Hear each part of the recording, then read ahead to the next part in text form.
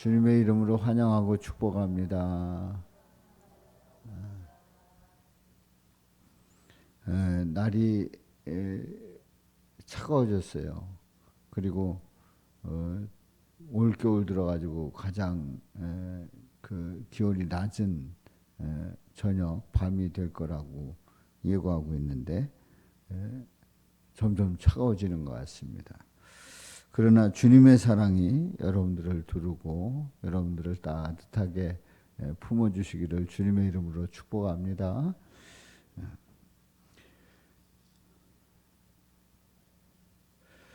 우리는 어떤 일이 예고되고 그 예고된 그 일이 점점 시간이 다가오면 다가올수록 이제 기대하게 되고 이제 그 일이 어떻게 전개될까 그렇게 궁금해지게 됩니다. 우리가 지난번 추수감사 주일 때에 사람은 무엇으로 사는가 하는 그런 그 소설을 가지고 이제 함께 연극을 통해서 은혜를 나눴는데요.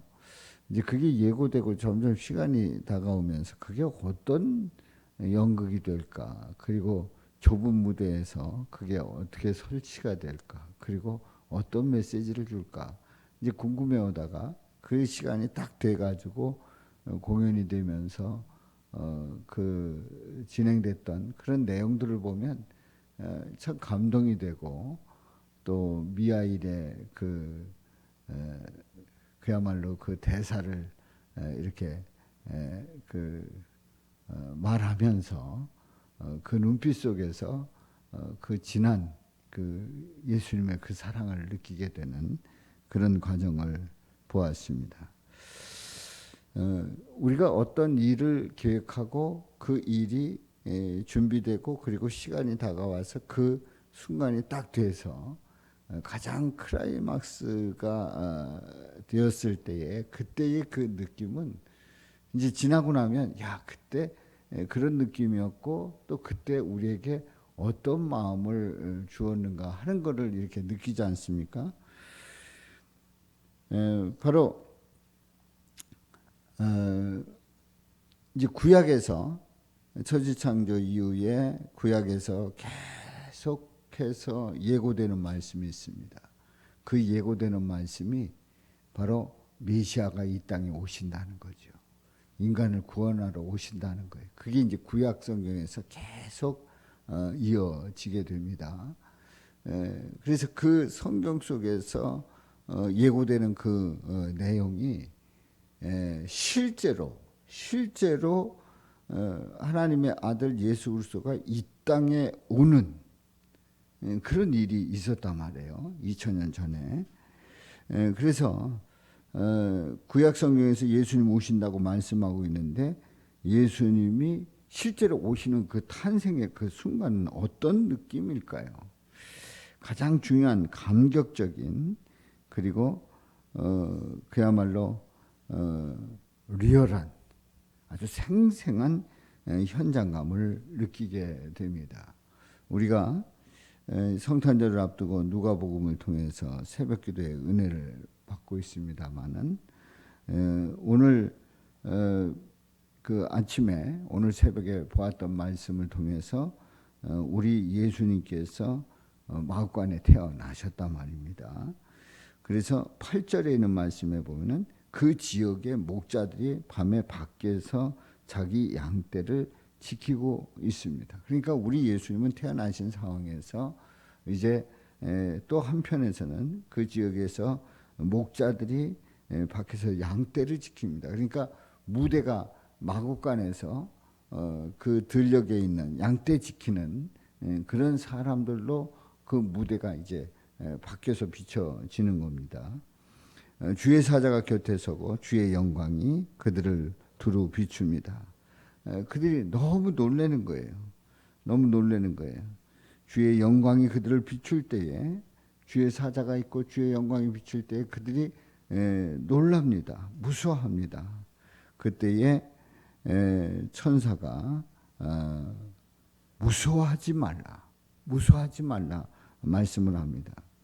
우리는 이 상황을 보게 되면 지극히 평범한 상황이에요. 그냥 전에도 양떼를 지키는 목자들이 있었단 말입니다. 그 유대 광야를 이렇게 지나가다 보니까 저 멀리서 그 양떼를 지키는 그런 무리들이 있고, 그리고 거기에 텐트가 쳐져 있고, 지금은 베두인이라고 하는 그런 사람들이 이제 그 광야에서 양떼를 치고 합니다마는, 이제 그 당시에도 양떼를 치고 있었고, 그리고 양떼를 지키고 있었던 그 목자들이 그 밤에 있었단 말이에요. 그건 아주 지극히 평범한 그런 상황이고, 그 시대 속에서 뭐 매일 그런 일들이 있었단 말입니다. 그런데 주의 사자가 서고 주의 영광이 비칩니다. 크고 놀란 그런 가운데서 천사가 하는 말이 무서워하지 말라는 거죠. 무서워하지 말라는 거예요. 그들은 갑자기 이런 돌발적인 이 상황이 비춰지니까 너무 놀래가지고 무서워하는 그런 가운데 있을 때에 놀라지 말라는 거예요. 무서워하지 말라는 거예요. 그 이유가 있습니다. 지금 이 상황은 무서운 상황이 아닙니다. 무서운 상황이 아닙니다. 바로 보라, 내가 온 백성에게 미칠 큰 기쁨의 좋은 소식을 너희에게 전하노라. 무서워하지 말아야 되는 그 이유가 있어요. 큰 기쁨의 좋은 소식이 기다리고 있다는 거죠. 너희에게 말해주겠다는 거예요. 큰 기쁨의 좋은 소식을 듣는 이 사람들에게는 무서워할 필요가 없는 겁니다. 자, 우리는 주님 앞에 나와서 주님께서 들려주시는 그 복음은, 그 복된 소식은 무서운 말씀이 아닙니다. 큰 기쁨의 좋은 소식입니다. 우리 예수님께서는 늘 기쁨의 소식을 우리에게 들려주시는 줄로 믿습니다. 우리에게 기쁜 소식을 들려주시는 우리 예수님을 고백하면서 그 주님을 바라보며 나아가는, 그래서 그 은혜 속에서 살아가는 것이 얼마나 행복한 일인가를 우리에게 말씀하고 있지요. 11절에 말씀을 합니다. 오늘 다윗의 동네에 너희를 위하여 구주가 나셨으니 곧 그리스도 주시니라. 그 큰 기쁨의 좋은 소식이 뭐예요? 구주가 나셨다는 거예요. 그가 그리스도 주시라는 거예요. 구세주 예수 그리스도다 말이에요. 그리스도 예수가 태어났다는 거예요. 그러니까 이 예수님이 이 땅에 오신다고 하는 그 소식은 구약의 4,000년 동안에 계속해서 전해져 내려온 소식입니다. 그 성경 말씀에 계속해서 예고됐던 그 일이 실제로 그 현장 속에서 이루어지는 거예요. 어찌 보면 그동안에 구약의 그 선지자들을 통해서 계속해서 들려주는 말씀이 구주가 오신다는, 메시아가 오신다는 거예요. 그 예언의 말씀이 들려질 때에 사람들은 항상 그 말씀을 전에도 들었고 지금도 들었고 앞으로도 들을 거고 우리 예수님 오신다는 거예요. 그 메시아가 오시는데 그 메시아가 우리를 구원해 줄 거라는 그 기대 속에서 그렇게 그냥 계속해서 살아왔던 그 사람들, 그 시간을 보내면서 기다려왔던 그 사람들 중에 한 사람이란 말이죠. 자, 그런데 바로 그 구주가 나셨다는 거예요. 구주가 나셨다는 거예요. 그래서 주님이 태어나셨다는 거예요. 이제 예고 정도가 아니고 예고했던 그 일이 현장 속에서 이루어졌다는 거예요. 예수님 오셨다는 거예요. 그 메시아가 오셨다는 거예요. 그래서 어떻게 해야 되느냐? 12절에 말씀을 합니다. 너희가 가서 강보에 쌓여 구유에 누여 있는 아기를 보리니 이것이 너희에게 표적이니라. 그 표적이 어떤 표적이냐면 구주 예수 그리스도가 태어났다고 하는 그 표적이 뭐냐? 그 표적이 왕궁에 가가지고 금으로 둘러싸여 있는 그런 그 장식 그 틈 속에서, 그리고 금으로 있는 그 아기 침대 위에 누워 있는 그 구주가 아닙니다. 강보에서에서 구유에 누워 있는 아기를 볼 거다. 그러니까 이거 아주 실망할 수밖에 없는, 그리고 이거 아닌데 이게 과연 맞나? 아니 구세주가 이 세상에 오신다고 하면, 구주가 오신다고 하면 뭔가 번쩍번쩍하고 굉장한 모습이어야 되는데 구유에 누워 있는 그 아기가 표적이라는 거예요. 평범하지 않은 독특한 표적이지요. 그야말로 보자기에 쌓여가지고 말밥통에 누워 있는 그 아기가 표적이라니, 이게 말이 됩니까? 아마도 이 주의 사자가 이렇게 예고를 하는 그 결정적인 이유가 있는 거예요. 사람들은 다 구주가 나셨다, 가봐라, 가서 찾아봐라 그러면 다 왕궁으로 달려갈 거예요. 왕궁으로 달려갈 거예요. 동방박사들이 처음에 왕궁으로 갔던 것처럼 왕궁으로 달려갈 거예요. 당연히 왕궁에서 태어날 거 아니냐, 그러고 달려갔을 거예요. 그런데 정확하게 얘기해 줍니다. 구유에 누워 있는 아기를 볼 거다. 그러니까 너희들이 생각했던 그런 그 환경이 아니라 말밥통에 누워 있는 그 아기가 표적이다. 아주 정확하게 가르쳐 줍니다. 이렇게 가르쳐 주지 않았으면 이 목자들은 우왕좌왕했을 거예요. 그리고 그야말로 엉뚱한 데 가서 찾고, 실제로 아기 예수님을 봤을 때에 아니다, 여기는 구주가 아니다, 예수님이 아니다, 그러고 엉뚱한 데 돌아다녔을 겁니다. 그런데 분명하게 그게 표적임을, 그 모습이 표적임을 분명히 알려주고 있습니다. 우리는 어쩌면 이런 생각이 들어요. 우리는 이제 초림하신 예수님을 성경 속에서 이제 보았고, 그리고 재림하신다는 예수님에 대한 예고를 들었습니다.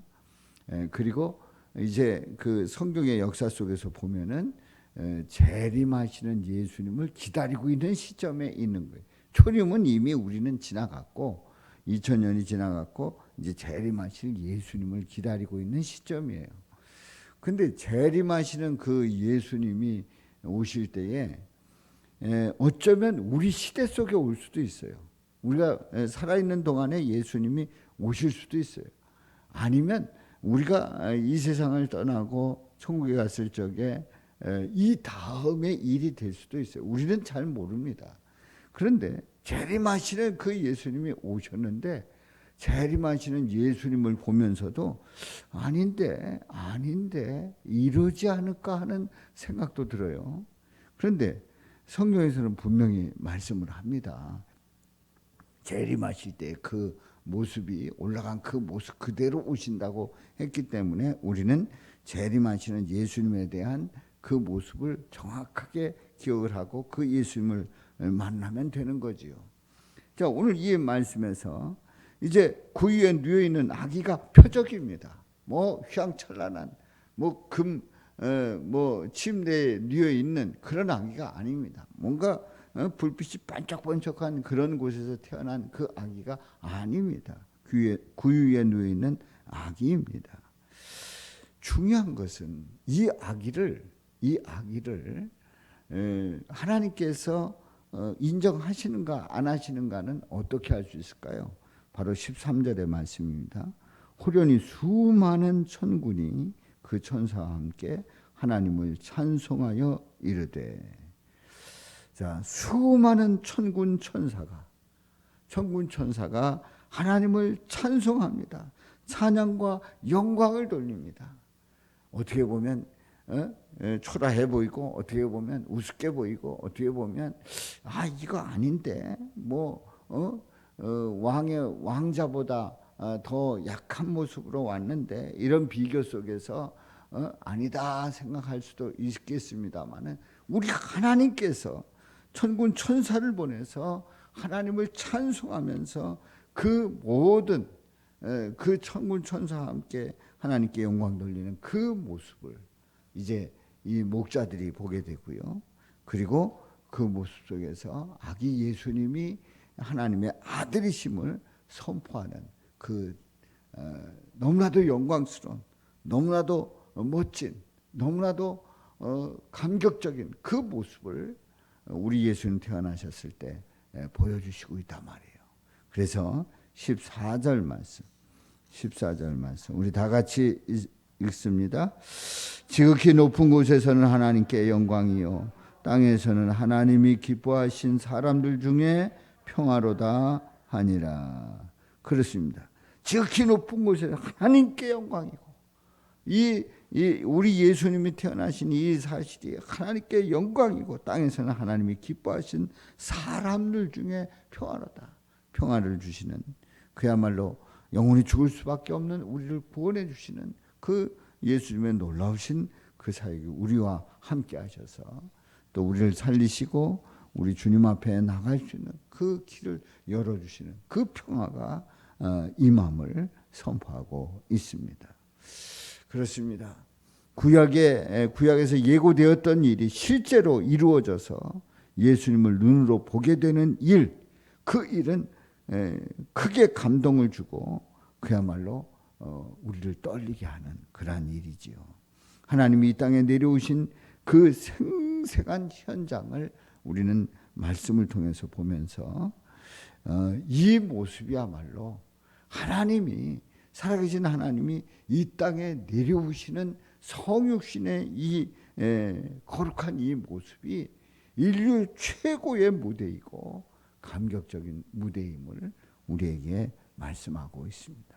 그래서 우리는 성탄을 통해서 늘 고백하는 것은 우리 하나님께서 이 땅에 내려오시는 성육신하시는 그 현장을 고백하는 그 성탄절이 우리에게 늘 감격이고 감사고 또 기쁨이고 우리에게 큰 축복임을 고백하면서 믿음으로 나갈 수 있기를 주님의 이름으로 축원합니다. 우리 2장 14절 우리 다 같이 샤우팅